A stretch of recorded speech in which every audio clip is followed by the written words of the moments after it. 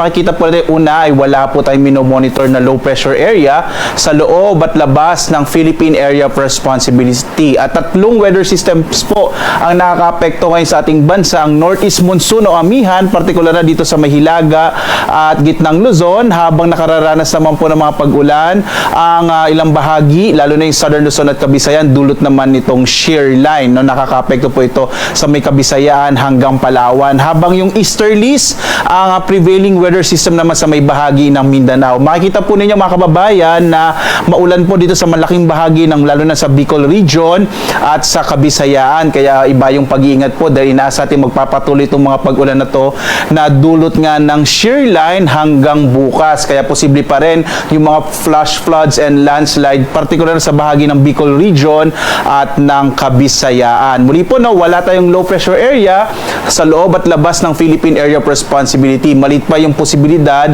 na magkaroon tayo ng bagyo at least for this week.